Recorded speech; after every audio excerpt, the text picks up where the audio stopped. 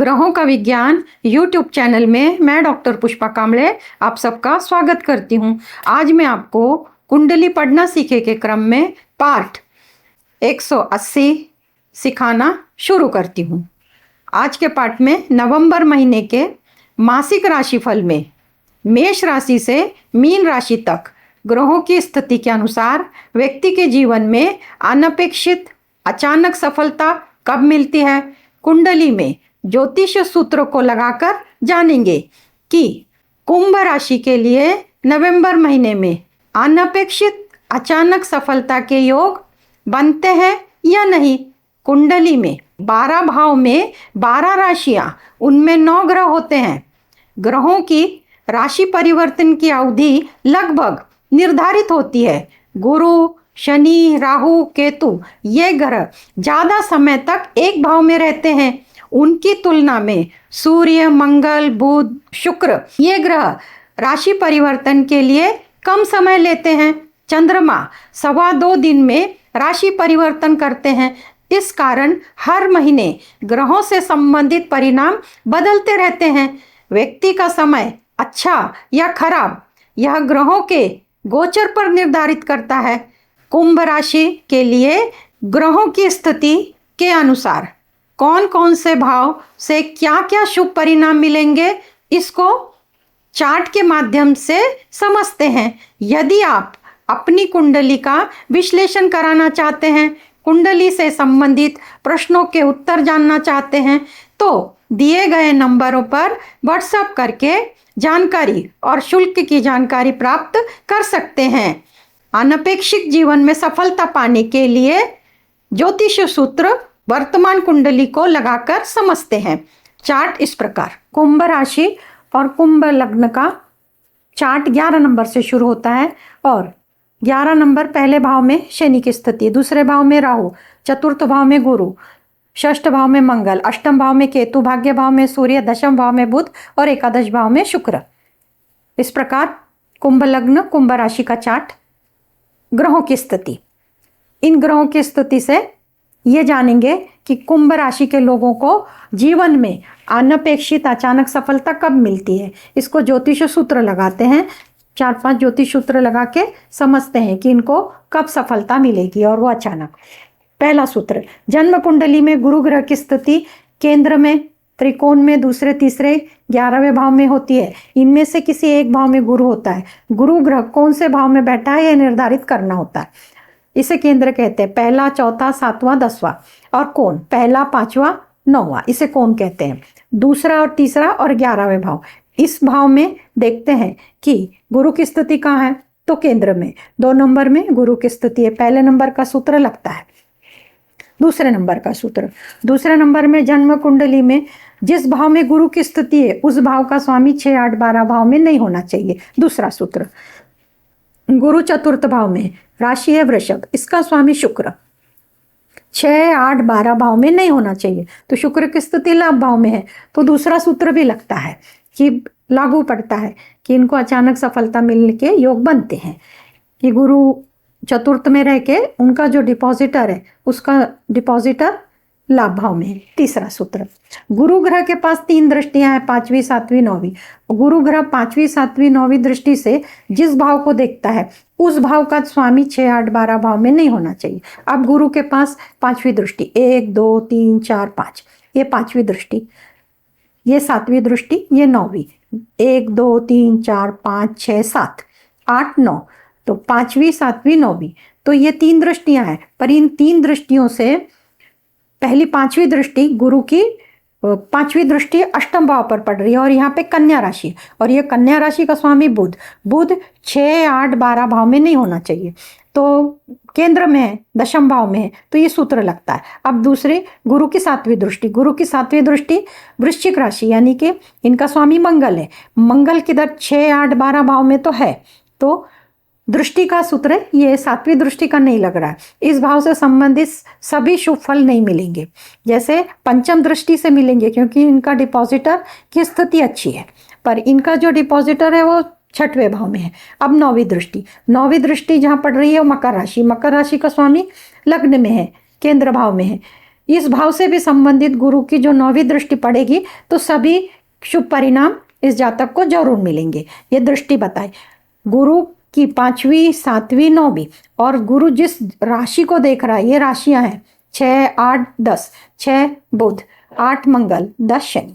तो इनकी स्थिति 6 8 12 भाव में अगर होती है तो पूरे फायदे नहीं मिलते हैं, पर 8 का स्वामी मंगल इधर होने के कारण इस भाव से संबंधित शुभ फल नहीं मिलेंगे।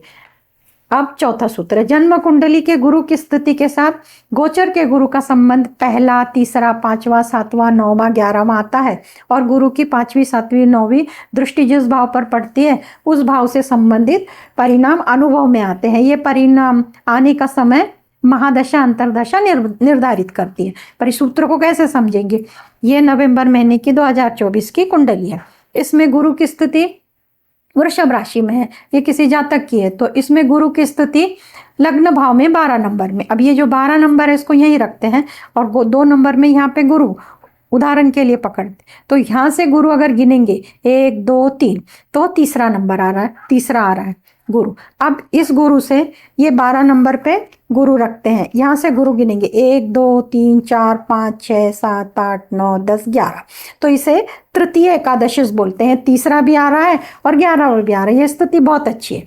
अब गुरु यहाँ पे रह के ये 3 दृष्टियों के तो फायदे देंगे, और गुरु 12 नंबर में है इस कुंडली में। अगर 12 नंबर में तो 5वीं दृष्टि इधर आएगी, 7वीं दृष्टि इधर आएगी और 9वीं दृष्टि। तो इस प्रकार गुरु का जो दृष्टि का फल है वो दुगुना हो जाता है। परंतु गोचर के गुरु के साथ वो पहला, तीसरा, 5वां, 7वां, 9वां, 11वां आता है तब, और उनसे संबंधित महादशा मिलती है तब अनपेक्षित सफलता मिलती है, और ऐसा व्यक्ति भाग्यवान कहलाता है। अब जन्म कुंडली में गुरु ग्रह और लग्नेश, पंचमेश, भाग्येश की स्थिति अच्छी होनी चाहिए। जैसे अब इस कुंडली में गुरु की स्थिति अच्छी है और लग्नेश शनि की स्थिति लग्न में है, पंचमेश बुध की स्थिति केंद्र में है, सात का जो स्वामी शुक्र है वो भी लाभ में है। तो ये स्थिति पूरी अच्छी है। अगर इस समय ये किसी बच्चे की जन्म कुंडली बनती है तो इसमें उसे लग्न की भी महादशा बहुत अच्छी जाएगी, पंचमेश की भी महादशा जो भी महादशा अंतरदशा प्रत्यंतरदशा बहुत अच्छी जाएगी। वैसे भाग्य की भी, भाग्य में शुक्र है तो शुक्र की भी। पर बहुत बार होता है इनके स्वामी अगर यहाँ पे आ जाते हैं और उस समय इनकी महादशा अंतरदशा चलती है तो मुसीबतों का सामना करना पड़ता है। अब इस कुंडली में लग्नेश शनि, पंचमेश बुध और भाग्येश शुक्र है, पर इसके साथ गुरु भी होना चाहिए, क्योंकि गुरु किसी भी कार्य के लिए पूर्ण विराम लगाते हैं। तो गुरु किस किस चीज के कारक होते हैं? तो गुरु संतान के, शिक्षा के, प्रेम संबंध के, विवाह के, भाग्य के, लाभ के, धन के, पराक्रम के, ये कारक माने जाते हैं। इन गुरु के सिवा कोई भी काम पूरा नहीं होता है। तो गोचर का गुरु पहले भाव से दूसरे, तीसरे, 5वें, 7वें, 9वें, 11वें भाव से जाता है। जैसे ये बताया, जब ये गोचर का गुरु अब ये 2024 में गुरु वृषभ राशि में है, तो लग्न कोई भी हो, पहले भाव, दूसरे, तीसरे, 5वें, 7वें, 9वें और 11वें भाव से गुरु का भ्रमण होता है।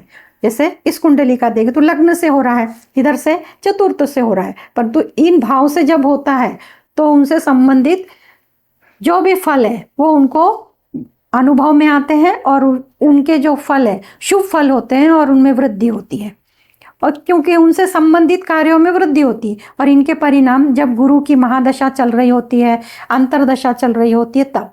अब जैसे अब यहाँ पे लग्नेशी गुरु है, परंतु इसमें है कि तीनों जो है वो अलग है और साथ में गुरु। तो महादशा 5 प्रकार की है, महादशा, अंतरदशा, प्रत्यंतर दशा, प्राण दशा, सूक्ष्म दशा, ये 5 प्रकार की है। तो पहली महादशा ज़्यादा समय लेती है, अंतरदशा उससे कम और प्रत्यंतर दशा उससे कम। तो ये मिलती है, एक ही समय में 3 ग्रह मिल जाते हैं। बहुत बार ऐसे होता है, गुरु में गुरु बहुत टाइम लेते हैं, शनि में शनि, पर उनके बाद में प्रत्यंतर मिलती है। तो संबंधित ग्रह की जब मिलती है और ग्रह जिस राशि का है, जिस भाव में बैठा है, अगर वो भाव शुभ है तो उससे संबंधित शुभ फल मिलते हैं। अब लग्नेश की, पंचमेश की, नवमेश की महादशा चलती है, जैसे अभी बताया, लग्नेश की, पंचमेश की, भाग्येश की, परंतु इनके जो स्वामी है वो लोग 6 8 12 में नहीं। अगर ये शनि है यहाँ नहीं होना चाहिए, इनका बुध यहाँ ये 3 घर में नहीं होना चाहिए, शुक्र ये 3 घर में नहीं होना चाहिए। तो ये तो कुंडली बहुत अच्छी है। ऐसे जातक को सभी शुभ फल मिलेंगे। अब गुरु की दृष्टि जिन भाव पर पड़ती है उस भाव के स्वामी की महादशा अंतरदशा और उस भाव में स्थित जो ग्रह है उनकी भी महादशा अंतरदशा में अब गुरु की 5वीं 7वीं और 9वीं दृष्टि, ये दृष्टि तो ग्रह बता देते शनि की, मंगल की और बुध की, परंतु अब जो 5वीं दृष्टि से यहाँ पर जो केतु है, केतु की भी महादशा अंतरदशा में फल मिलेगा, बुध की भी महादशा अंतरदशा में फल मिलेगा और शनि की भी महादशा अंतरदशा में फल मिलेगा गुरु के संबंध में, क्योंकि गुरु की दृष्टि जहाँ पड़ रही है तो उसके स्वामी की भी महादशा अंतरदशा अच्छी जाती है। अब ये ग्रह तो जो बड़े ग्रह हैं, शनि है, गुरु है, राहु केतु है, ये लोग ज़्यादा समय के बाद राशि परिवर्तन करते हैं। मंगल, शुक्र, बुध, सूर्य, ये लोग जल्दी जल्दी महीना सवा महीना, मंगल 45 दिन में राशि परिवर्तन करते हैं, पर चंद्रमा सवा 2 दिन में राशि बदलता है। तो चंद्रमा का गोचर राशि के अनुसार 4, 8, 12 वे भाव से होता है, तो संबंधित राशियों से भ्रमण करता है, तब अशुभ परिणाम देता है। इस कुंडली में चंद्रमा वृषभ राशि से, कन्या राशि से और मकर राशि से, ये 3 राशियों से जब भ्रमण करेंगे, जब यहाँ पर आएंगे तो सवा 2 दिन का एक पूरा टाइम लेते हैं वो भ्रमण करने का। तो जो तारीखें आती हैं, तो नवंबर महीने की जो तारीखें आएंगी वो इस प्रकार, नवंबर महीने की 7, 8, 15, 16, 17, 25, 26, ये तारीखों को, इन तारीखों को चंद्रमा वृषभ राशि से, कन्या राशि से, मकर राशि से गोचर करेंगे। तब किसी भी काम की शुरुआत ना करें, क्योंकि ये अशुभ दिन है, काम में रुकावट आती है, वो काम समय से शुरू भी नहीं होता, इसलिए ये तारीखें ध्यान में रखें। अब कुंभ लग्न, कुंभ राशि के लोगों का नवंबर महीने का मासिक राशिफल पहले भाव से लेकर 12वें भाव तक बताते हैं। पहले भाव से आरोग्य देखते हैं। लग्नेश लग्न में बैठे हैं, इनके ऊपर किसी ग्रह की दृष्टि है, मंगल की 8वीं दृष्टि है। मंगल की 8वीं दृष्टि विच्छेदात्मक होती है, तो जो प्रभावी व्यक्तिमत्व है उसमें कमी आएगी, आसपास के लोगों से जो मान सम्मान मिलना है उसमें कमी आएगी। शनि स्वतः अपनी राशि में स्थित है, तो आरोग्य का आपको ध्यान रखना पड़ेगा। दूसरे भाव से धन का, परिवार का और वाणी का विचार करते हैं। राहु केतु की स्थिति है, तो ब्रह्म की स्थिति होगी परिवार में। वाणी में भी वाणी मधुर रखने का प्रयत्न करें। धन के लिए स्थिति अच्छी है, क्योंकि धन का जो स्वामी है अपने से तृतीय एकादश का संबंध बना रहा है, इसलिए धन की स्थिति अच्छी है। पराक्रम भाव का स्वामी मंगल 6ठ भाव में है, परंतु यहाँ पे मंगल कारक माने जाते हैं। पराक्रम में वृद्धि होगी, परंतु सूर्य की 7वीं दृष्टि पड़ने के कारण छोटे भाई बहनों के साथ मतभेद होंगे। और जो भी कार्य करते हैं, मीडिया से संबंधित करते हैं, छोटी यात्रा संबंधित करते हैं, क्रिएटिव फील्ड में है, जो भी आप काम करते हैं उसमें सूर्य की 7वीं दृष्टि आपको सफलता दिलाएगी। चतुर्थ भाव में वृषभ राशि में गुरु की स्थिति है। माता के स्वास्थ्य का ध्यान रखना होगा, उनका रूटीन चेकअप कराएं। बुध की दृष्टि है, पर गुरु जहाँ बैठते हैं वहाँ का नाश करते हैं, तो इसलिए माँ का स्वास्थ्य के लिए आपको सावधानी बरतनी होगी। पंचम भाव से शिक्षा, संतान और प्रेम संबंध का विचार करते हैं, तो शुक्र की 7वीं दृष्टि पड़ने के कारण प्रेम संबंध के लिए बेहतर है, अच्छा समय है। प्रेम संबंध में प्रगाढ़ता आएगी और शिक्षा के लिए और संतान के लिए, तो शिक्षा के लिए और संतान के लिए स्थिति अच्छी रहेगी। परंतु जो महिलाएं गर्भवती होना चाहती हैं तो शुक्र की 7वीं दृष्टि है, परंतु गुरु अपने से एक भाव, जब कारक का संबंध आता है तब गर्भधारणा होता है, तो गर्भधारणा के लिए समय नहीं है। रोग रिपूर्ण 6ठ भाव से देखते हैं। मंगल की स्थिति इधर होने के कारण शत्रु बढ़ने की संभावना है, परंतु इस राहु की 5वीं दृष्टि पड़ने के कारण जो शत्रु बढ़ेंगे वो ब्रह्म की स्थिति है। विचार में स्पष्टता नहीं होने के कारण शत्रु बढ़ेंगे। इसके लिए आपको स्वयं निर्णय लेकर वैसे आपको बिहेव करना पड़ेगा अपने शत्रुओं के साथ। सप्तम भाव से हम दाम्पत्य जीवन का विचार करते हैं, व्यापार का विचार करते हैं, और जिनकी नई शादी तय होनी है उनके बारे में देखते हैं क्या होता है। तो सप्तमेश सूर्य अपने से तृतीय एकादश का संबंध बना रहे, परंतु शनि की 7वीं दृष्टि है। शनि की 7वीं दृष्टि पड़ने के कारण दाम्पत्य जीवन के लिए स्थिति अच्छी नहीं है। और व्यापार का जो कारक है तो केंद्र में, व्यापार के लिए स्थिति अच्छी है। और जिनकी शादी तय होने के लिए जो सप्तमेश है सूर्य, सूर्य भाग्य भाव में बैठे हैं, पर सूर्य पर गुरु की दृष्टि नहीं है, 6-8 का संबंध बन रहा है। सूत्र है गुरु की सप्तम भाव पे दृष्टि पड़े या सप्तमेश पर पड़े, तो सप्तम भाव पर भी दृष्टि नहीं है गुरु की, और गुरु की सूर्य पे भी नहीं है, तो शादी तय होने के योग नहीं बनते। अष्टम भाव से चोट चपेट दुर्घटना का विचार करते हैं। तो इस भाव में राहु केतु की स्थिति है, तो भ्रम की स्थिति के कारण आपको सोच समझकर सड़क पर वाहन चलाना होगा।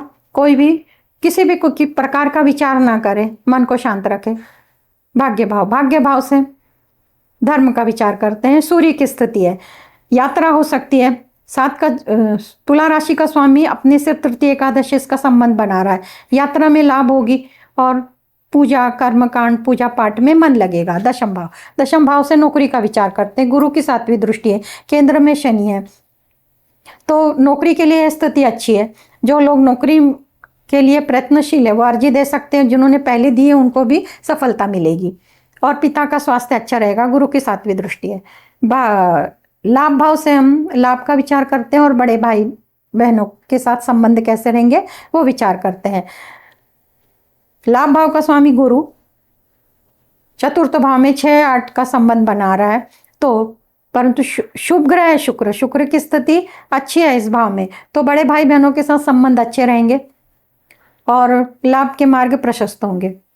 10वीं राशि मकर, जो व्यय भाव में है, व्यय भाव से हम खर्चे देखते हैं।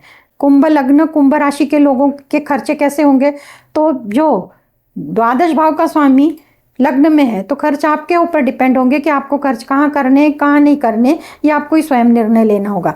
परंतु मंगल की, और वो भी नीच का मंगल है, मंगल की 7वीं दृष्टि पड़ने के कारण आरोग्य संबंध में भी आपको, और 7.5 भी चालू है, तो आरोग्य पे खर्च करने होंगे। पर उसके अतिरिक्त अगर आप कोई खर्च करते हैं तो उसको आपको सोच समझकर निर्णय लेके वैसे खर्च करने होंगे। तो कुंभ राशि कुंभ लग्न के लोगों का पहले भाव से लेकर 12वें भाव तक नवंबर महीने का मासिक राशिफल बताया। अब इच्छा पूर्ति का ग्रह, तो इच्छा पूर्ति का ग्रह गुरु है। गुरु ग्रह की स्थिति चतुर्थ भाव में और लग्नेश शनि लग्नेश में है, एक दूसरे से गिनते हैं तो चतुर्थ दशम है, और चतुर्थ दशम की स्थिति ये इच्छा पूर्ति में विलंब लाती है। तो इच्छा पूर्ति के लिए लग्नेश शनि है, लग्नेश का मंत्र अगर करते हैं ओम शनिश्चराय नमः, रोज 108 बार करते हैं और शनि से संबंधित उड़द की दाल गरीबों को जरूरतमंद को शनिवार के दिन दान करते हैं तो इच्छा पूर्ण होने में मदद मिलेगी। तो कुंभ लग्न कुंभ राशि के पहले भाव से 12वें भाव तक नवंबर महीने का मासिक राशिफल बताया। आज के क्लास में इतना ही, धन्यवाद।